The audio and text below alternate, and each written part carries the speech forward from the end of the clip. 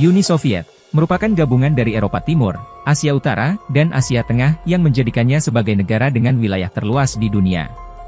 Pada 1 Januari 1991, wilayah kekuasaan Uni Soviet meliputi 1/6 permukaan bumi. Daerah seluas 22,4 juta kilometer persegi itu didiami oleh 290 juta penduduk dari 100 kebangsaan. Uni Soviet saat itu juga memiliki puluhan ribu persediaan senjata nuklir, dan lebih dari 5 juta tentara yang ditempatkan di dalam dan luar negeri.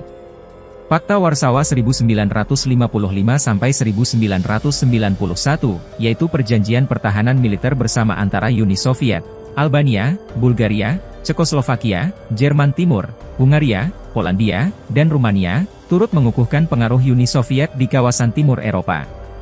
Kekuatan Uni Soviet, dari teknologi, ilmu pengetahuan, hingga sumber daya manusia, membuatnya mampu bersaing sengit dengan Amerika Serikat. Namun, pada hari Natal 25 Desember 1991, Presiden Uni Soviet Mikhail Gorbachev mengejutkan dunia, dengan pengumuman pengunduran dirinya, dan pembubaran Uni Soviet.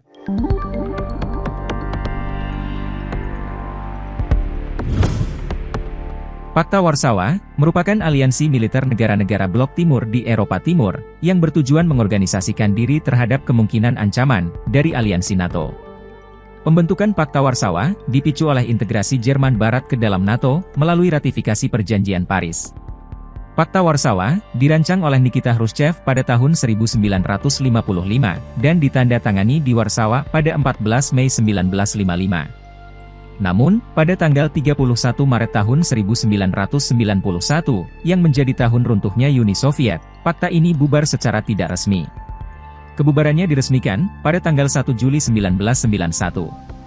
Bubarnya Pakta Warsawa diawali dengan kebijakan Presiden Mikhail Sergeyevich Gorbachev, yang memerintah Uni Soviet dengan membuka diri terhadap pembaruan, dengan istilah perestroika dan glasnost. Perestroika adalah restrukturisasi ekonomi dalam upaya meningkatkan kemajuan ekonomi nasional dari keterpurukan ekonomi yang dialaminya. Sedangkan glasnost adalah keterbukaan dalam kehidupan sosial, ekonomi, dan politik. Mengapa negara sebesar Uni Soviet yang lahir dari revolusi Bolshevik tahun 1917 bisa runtuh? Tanda-tanda keruntuhan Uni Soviet telah tampak semenjak pemerintahan masih dipegang oleh Nikita Khrushchev. Uni Soviet ketika dikendalikan Gorbachev, mengalami masalah yang sangat kompleks. Ia memiliki beban tanggungan dalam dan luar negeri, yang harus segera diselesaikan. Dan karena ketidakmampuan sosialis komunis menyelesaikan masalah-masalah tersebut sesegera mungkin, Gorbachev menerapkan cara lain yang lebih terbuka, dan melibatkan rakyat sebagai bagian dari negara. Sementara itu, di luar negeri, Uni Soviet sedang dihadapkan dengan banyak permasalahan antar negara, mulai dari negara di Asia Tenggara, Timur Tengah, Afrika, bahkan hingga Amerika Latin. Perestroika merupakan upaya Gorbachev menyelesaikan masalah kompleks yang dihadapi Uni Soviet. Tujuan dari dilaksanakannya konsep perestroika, yaitu agar terjadinya restrukturisasi dalam negara. Awalnya, konsep ini dijalankan dengan menentang kelompok pro dan kontra yang hadir memberi tanggapan. Gorbachev menganggap, orang-orang yang kontra adalah generasi lama, yang pola pikirnya masih konservatif, sehingga mereka perlu pembaruan. Padahal, di pihak kontra ini, berdirilah Kepala KGB, Menteri Pertahanan, Wakil Presiden, dan beberapa menteri lainnya. Kelompok kontra, kemudian merencanakan siasat, agar Gorbachev turun dari kursinya. Sehingga, ia dan para generasi baru dapat tunduk kembali kepada kaum komunis ortodoks, yang terdiri dari golongan konservatif. Sayangnya, usaha kudeta ini gagal dilaksanakan pada tanggal 19 Agustus 1991. Perestroika pun terus berjalan, dengan beberapa asas yang menjadi unsurnya. Robert F. Birnes, seorang profesor sejarah Amerika yang mengkhususkan diri dalam sejarah Rusia dan Kremlinologi menyatakan, bahwa lambatnya perubahan Uni Soviet, setidaknya dipengaruhi oleh 11 faktor sebagai berikut. 1. Kekuatan militer dan politik luar negeri, yang bersama-sama memberikan legitimasi bagi sistem Uni Soviet dan menjadi instrumen kekuasaan. Hal ini juga diperkuat oleh keinginan untuk mencegah perang nuklir, dengan mempertahankan dan memperkuat kekuatan sendiri.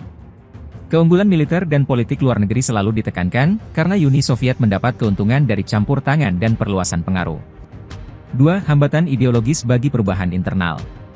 Penguasa Uni Soviet meyakini, hanya partailah sebagai barisan depan kaum proletar, yang berhak dan mampu menentukan kebijakan dan menggerakkan masyarakat, sesuai dengan jalan yang telah dipilih. 3. Karakter masalah domestik yang dihadapi Uni Soviet, memiliki akar sejarah yang panjang. 4. Melambatnya pertumbuhan ekonomi yang sangat kompleks, tersentralisasi, dan kekerasan serta keputusan yang sukar mengenai alokasi sumber daya. 5. Penurunan dalam industri, karena perencanaan dan pengendalian yang berlebihan, masalah tenaga kerja, dan produktivitas menurun. 6. Ketidakmampuan negara memberi barang konsumsi yang memadai, bagi kelas pekerja yang memiliki uang, tetapi tidak mampu membeli apa-apa. 7. Pertanian yang buruk, karena sistem pertanian kolektif, dan manajemen yang tersentralisasi. 8. Masalah infrastruktur sistem sosial, perumahan tidak memenuhi standar, pelayanan kesehatan yang buruk, dan kecenderungan demografi yang tidak menguntungkan. 9. Kebudayaan politik formal, kaku, dan tak toleran. Ketidakstabilan yang inheren dari Eropa Timur, yang dianggap sebagai bagian penting sistem mereka. 10. Akibat indoktrinasi dan kontrol yang ketat, pengambilan keputusan, dan manajemen terpusat, memberi imbalan bagi yang taat ideologi, dan hukuman bagi yang inovatif atau independen, sangat sulit memberikan energi pada masyarakat, dan mendorong inisiatif dan individualitas. 11. Sistem Uni Soviet, pada dasarnya menjadi sistem yang paling konservatif, dan satu-satunya yang paling tidak toleran terhadap perubahan. Sistem bersifat immobil dan beku, yang mana mereka berkuasa hanya memikirkan kepentingan pribadi. Itulah sebabnya, tidak mudah bagi Gorbachev untuk melakukan program perestroika dan glasnost-nya secara sempurna. Karena, perestroika dan glasnost tidak didorong oleh hasrat murni demi perdamaian dan kesejahteraan, melainkan karena dipaksa oleh keperluan mendesak, untuk memperbaiki keadaan ekonomi yang semakin parah. Pendahulu Mikhail Gorbachev, Leonid Brezhnev, menyia-nyiakan kesempatan dari tren penjualan minyak selama 20 tahun, demi menyeriusi perlombaan senjata dengan Amerika Serikat. Persaingan di industri senjata ini, mendorong kemajuan pertahanan dan teknologi senjata Uni Soviet, namun tidak mendukung pertumbuhan standar hidup rakyat. Ketika Mikhail Gorbachev menjadi Presiden Uni Soviet pada tahun 1985, rupanya, perekonomian dan sistem politik Uni Soviet sudah diambang keruntuhan. Warisan masalah negara dari aspek politik dan keuangan ini, menyulitkan Gorbachev untuk membangkitkan kondisi Uni Soviet. Uni Soviet juga mengalami kekurangan barang konsumsi berkepanjangan, meskipun tercatat sebagai negara dengan kekuatan ekonomi terbesar kedua di dunia pada 1990.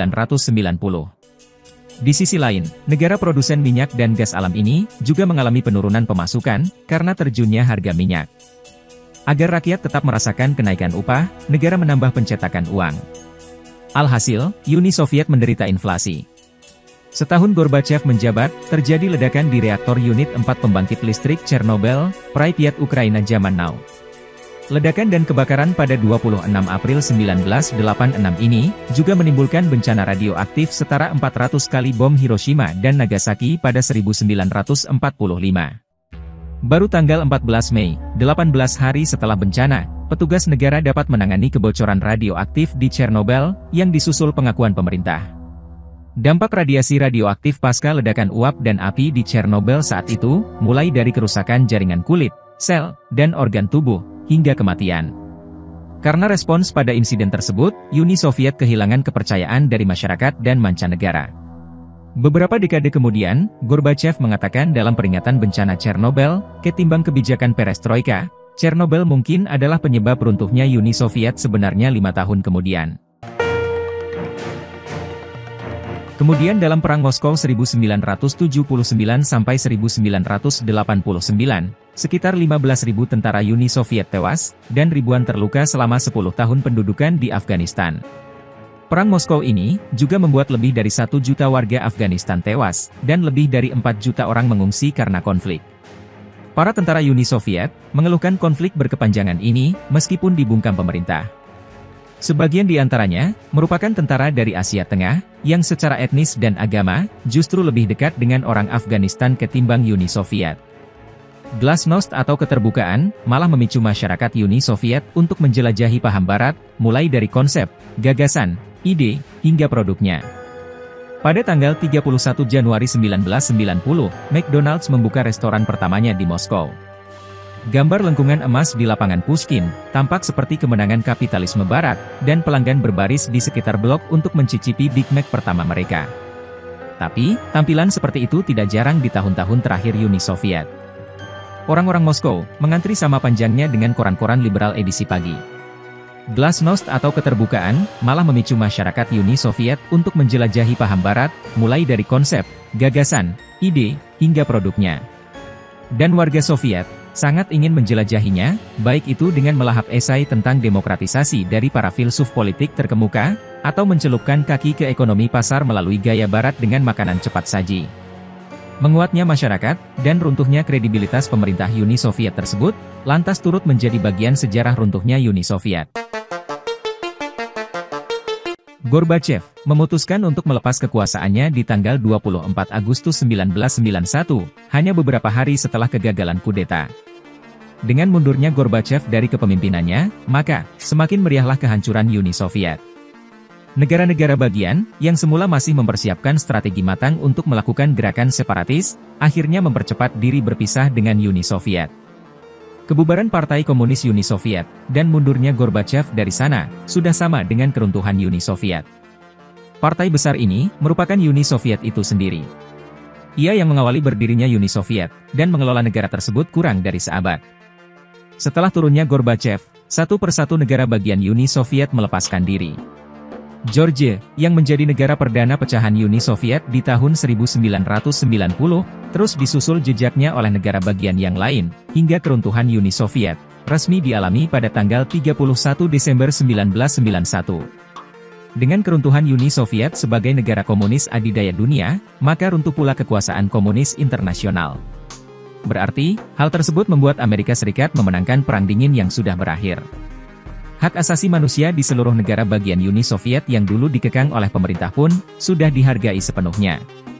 Bahkan, ada banyak kreativitas dan prestasi individu yang terus bermunculan, seiring keruntuhan Uni Soviet, dan kebebasan mantan negara bagian mengekspresikan adat istiadat dan budayanya sendiri.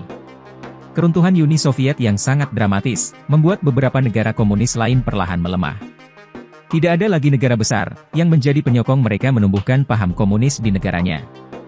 Lambat laun, pengaruh komunis sama sekali hilang dari muka bumi, dan malah menjadi musuh bagi banyak negara di dunia.